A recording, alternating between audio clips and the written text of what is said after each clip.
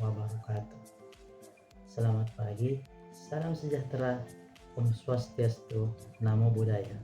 Perkenalkan, nama saya Alvin Ramadi Siregar, CPNS, penghulu ahli pertama, anggota Latsar CPNS 2025 Angkatan 11 Kelompok 2. Dan saya akan menganalisis isu manajemen ASN atau Smart ASN di tempat saya ditugaskan kurang lebih dalam waktu 2 bulan melaksanakan pekerjaan. Sebagai CPNS yang baru bergabung di dalam pemerintahan, saya menganalisis ada beberapa isu aktual yang terjadi di tempat saya ditempatkan ataupun di satuan kerja saya. Yang pertama, fasilitas dan dukungan kerja yang terbatas. Dan yang kedua, tumpang tindihnya peran dan tugas. Yang ketiga, kurangnya pelatihan dan pengembangan kompetensi. Yang keempat, kekurangan sumber daya manusia.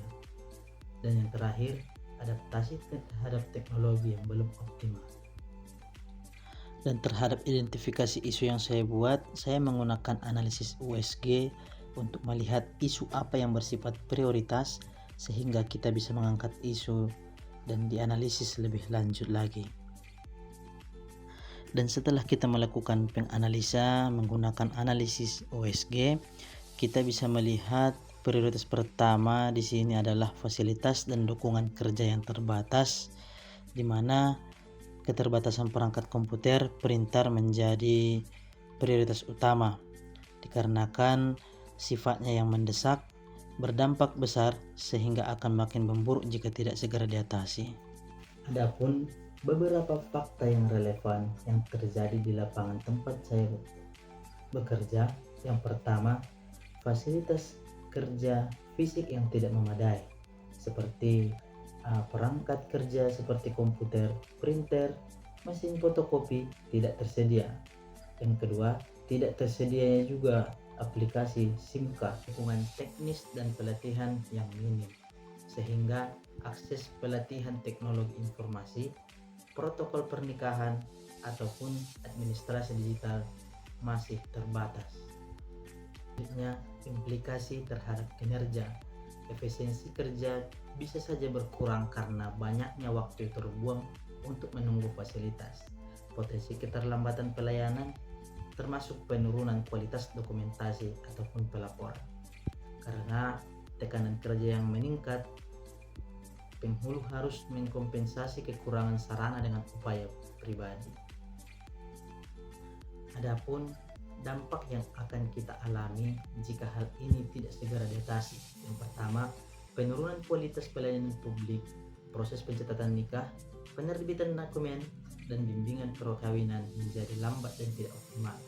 Dan yang kedua, berkurangnya efisiensi kerja pegawai, penghulu dan staf terpaksa menggunakan peralatan pribadi dan metode manual yang memakan waktu dan tenaga. Yang ketiga, keterlambatan pemenuhan target kinerja, sasaran kinerja, dan indikator kinerja KUA sulit tercapai karena hambatan teknis dan operasional. Dan yang keempat, menurunnya kepercayaan masyarakat bisa menilai pelayanan KUA lambat dan tidak profesional yang berpotensi menurunkan citra instansi.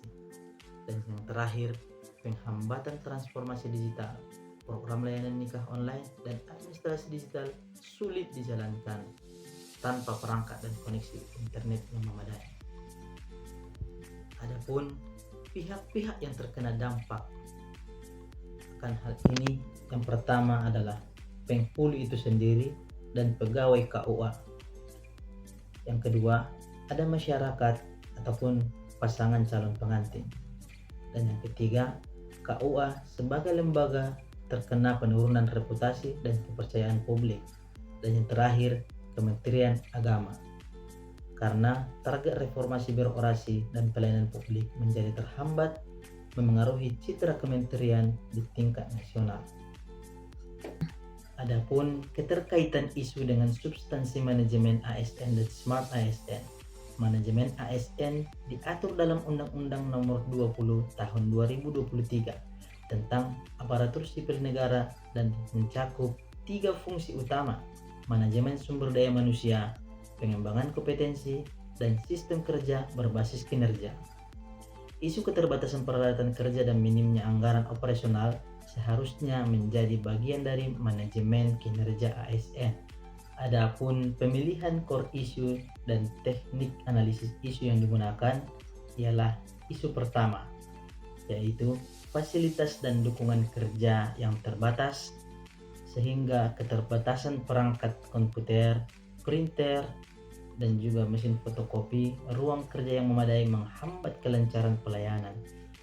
Adapun akar permasalahan utama dalam hal ini ialah tidak adanya mekanisme dan kebijakan standar yang memastikan setiap penghulu memiliki fasilitas kerja minimal, serta lemahnya koordinasi dan pencatatan kebutuhan dalam perencanaan anggaran. Adapun gagasan kreatif untuk menyelesaikan core issue ini, yang pertama, dilakukannya advokasi berbasis data dan visual, di mana membuat laporan kebutuhan fasilitas yang disertai foto kondisi di lapangan, data beban kerja, serta dampak langsung pada pelayanan. Dan yang kedua, melakukan skema kolaborasi lintas instansi, yaitu menjalin kerjasama dengan Kemenak daerah lain, pemerintah daerah, ataupun BUMN melalui skema CSR untuk penyediaan komputer, printer, dan yang ketiga, melakukan optimalisasi aset internal, melakukan inventarisasi ulang aset di KUA atau kantor Kemenak setempat untuk mengidentifikasi peralatan yang bisa dipindah tugaskan. Dan yang keempat, digitalisasi dan efisiensi sumber daya, mengoptimalkan penggunaan perangkat pribadi dengan skema BYOD ataupun Bring Your Own Device yang diberi kompensasi kuota maupun internet dari kantor. Sedangkan yang terakhir, melakukan strategi quick win, di mana mengajukan pengadaan secara bertahap.